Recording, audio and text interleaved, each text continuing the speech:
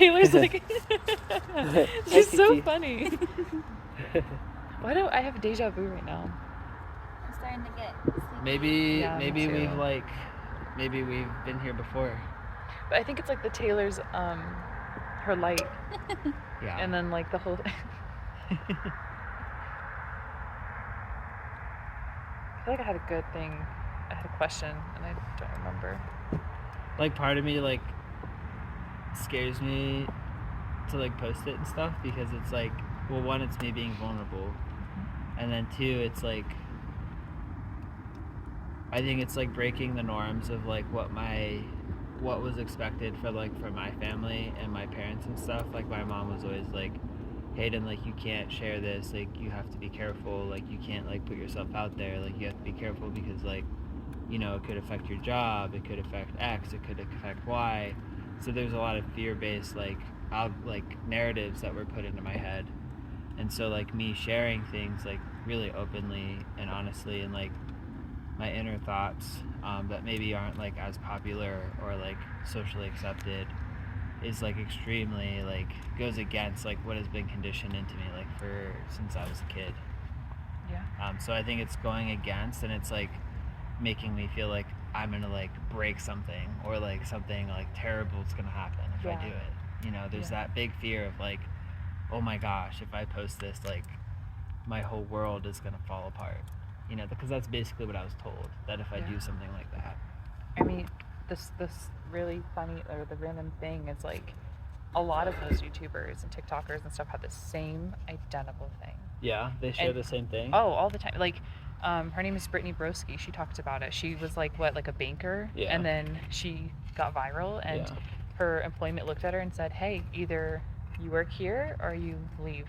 Dang. I think so. If that was right, I don't know, but and she chose to leave, and like now she's huge. Yeah. She was on the Hot Wings thing.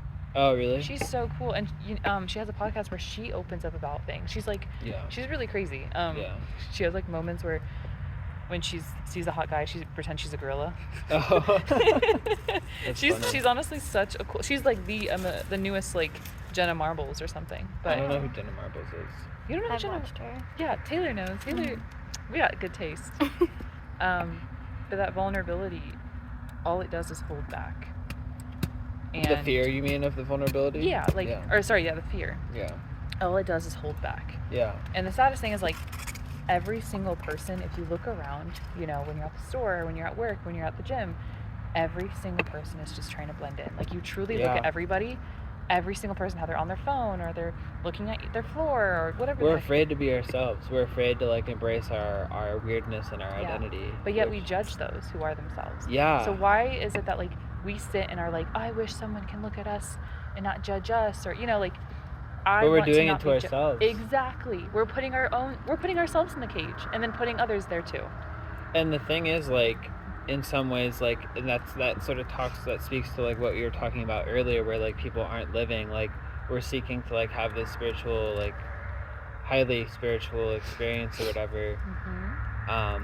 And like almost like have a perfectionism around like how we should or shouldn't be. Mm-hmm. And it's just taking away from just being like who we are and being like just a person, a human being who has quirks and ideas and like has thoughts about things and like the journey of finding yourself is so hard in a world that pushes you down and doesn't let you find yourself, and you don't even know which road to take. Sometimes you're just standing looking, where do I go? And yet from an early age we're always told, be yourself, like don't ever copy somebody. But how do we do that when we're caged? That's like the words, but there's like, what do we do? The energy is not there. So like the words are there, but like the transcript or like the idea, like the path of how to do that is like there's so much resistance. And in some ways, like you're talking about like the fear of death, in some ways that is a death. Yeah. You have to like, that's caging myself. You have to transcend like the identity of like, if I do this, my world will explode. Yeah. And like you have to be able to like not like push, I guess like in some ways push through, but in other ways like trust yourself that you are able to handle whatever comes next. Mm-hmm. when you decide to live a path that is true to who you are, which is scary because that is an unknown, because you don't know what that new life looks like yet. And when you open that door, you don't know what's going to be on the other side. But do you ever look at someone who's genuinely themselves? Like, for instance, they're wearing the coolest things, they talk this, it's just them, and they're so genuine, and you look at them and you're like, wow, you know what, that's amazing, I'm proud of you. Or you're rooting for them in your head, right? Yeah. And I think we just need to do more of that. I think so too. And it reminds me of something that Gandhi said, where he's like, first they ignore you, then they laugh at you, then they fight you, then you win, or something like that. I think it's very similar to that, where at first you might voice your opinion, you might start to identify with the person who you truly identify with, and it creates a lot of resistance in your life, where it's just people wow, you're really weird, why did you do that, to try to put you back in that box. And so it can be really challenging to do that. I have a question. Yeah. When it comes to I don't know, podcast videos. Yeah. Do you wish you had done them before, years ago, or even 1 year ago? No. Why? I'm grateful for the experiences that I have had so far, and I'm grateful for the ability that I was able to go out of my comfort zone and challenge myself and work on things. And had I not done those things then, I wouldn't be where I am now. So I'm grateful for those experiences. Yeah. And I'm grateful for where I am right now, because I think that I am genuinely proud of the work that I've done, and I'm proud of the person that I've become. And I think in some ways I'm ready to come out of my shell and show the world who I am, which scares me to say, but I think it's true, genuinely. You're ready for the next chapter? I'm ready, yeah, I think so. What do you think it's going to be about? I don't know what it'll be, but I do know that it'll involve me being genuine and open and sharing me, whatever it is, whatever it happens to be. I mean, my channel name is just being Hayden, so yeah. I'm just gonna be Hayden. One day I've always just been Hayden. It's just that I'm moving into a phase where I feel my heart is opening up to bigger things, to the world. So a lot of my life up to this point was working through a lot of the shit that I was dealing with inside of myself, and working through the narratives and the struggles and the tribulations and the issues and the conflicts. And now it's hey, it's time to wake up. It's time to let's make a world that can have peace. Let's make a world that can have love. Let's make a world that can bring unity and compassion to everybody. I guess I just want to bring positivity and happiness into the world that feels very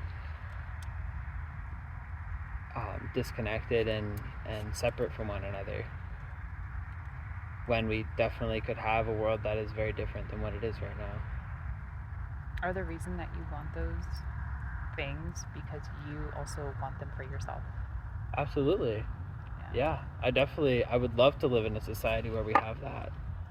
I don't know how we do that, but I think the first thing to get there is to start talking about that it is possible, believing that it's possible, and thinking that it's possible, and figuring it out together how we do that. Because if we don't talk about that, and we don't take it seriously, and we don't think that it's a possibility, then no one will ever try, ever. And I know there's people out there who are trying, but we need more people to believe that it's possible, more people to brainstorm and figure out how to make it work. And we all as a planet can come together as a movement to make this place a beautiful place to live. It already is beautiful, but we can make it beautiful together as a culture. Do you think connecting as in one? Yeah, connecting us in one. Is that what you said? Yeah. I thought I was thinking of earlier, I think we talked about how in spirituality how everybody is really connected and we don't know that, and we're living that's why when you're a kid you can lucid dream, you can do whatever because you're literally tiptoeing that spiritual world and reality. So I was just thinking about that and how imagine if we could reverse that and we can go back into that innocence and that purity and that connectivity of with spirituality and how harmonious the world would be. Yeah. Just tapping back into that synchronicity and that that ability to just be so in tune with yourself and with creation that you just know, you sense others, you feel yourself, you sense the world around you. You are in tune you're in tune with existence, rather identified with a concept, an idea in your mind that keeps you with the illusion of feeling safe because of how scary it is to live in a world that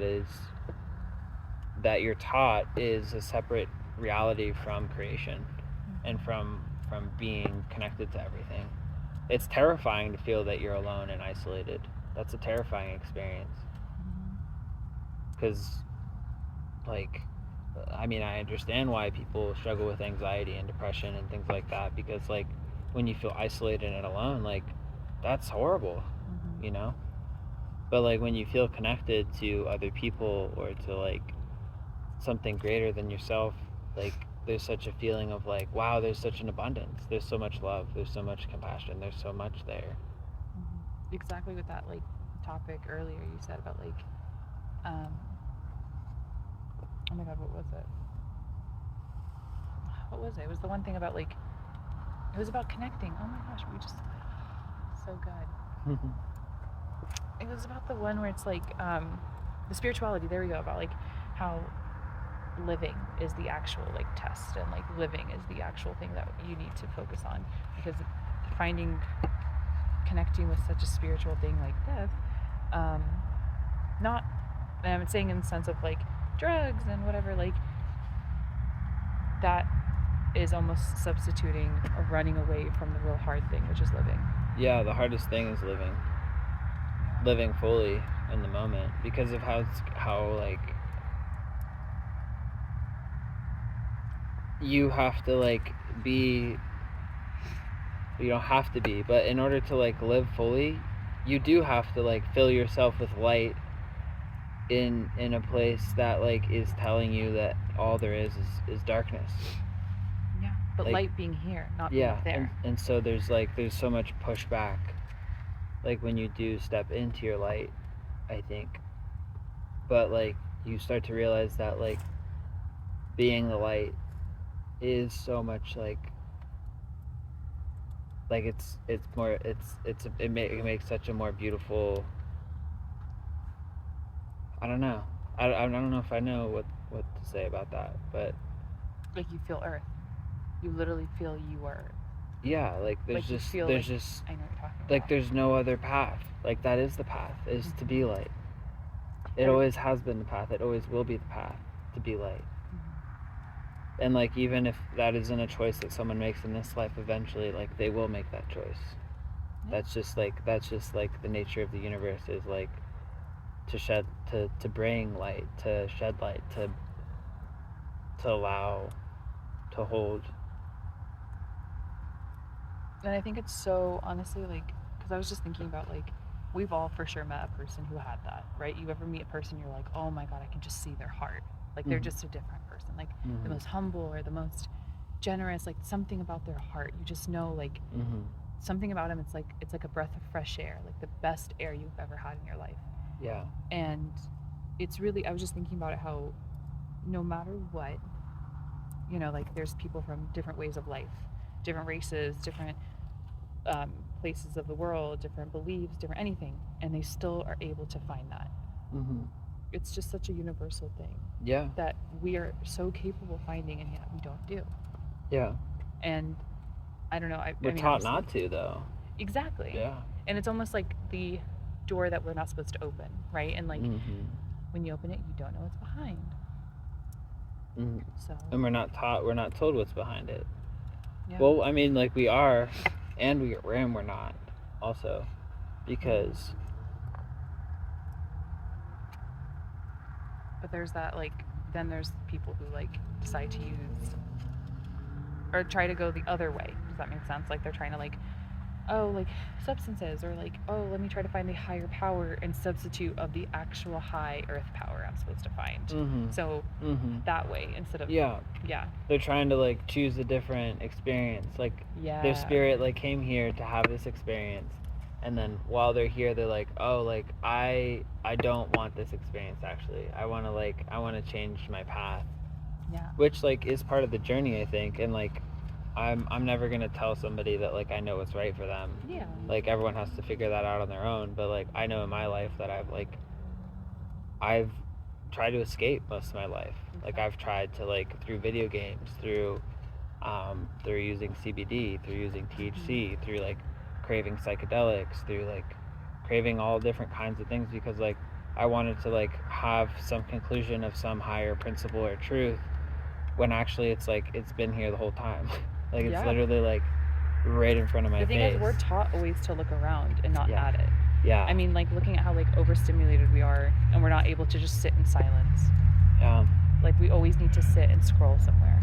Yeah, and all those voices that say like, oh, like, you know, you're not enough, or like this isn't, what are you doing? Like this is the wrong thing. This is like those are all like passion. Just like it's almost like it's kind of weird to say, but it's almost like orgasmic. It's just like consciousness, and like, and the universe just wants to like, it just is so excited to like learn and expand and like and grow and have new experiences. And so like that excitement is what like guides us through this life.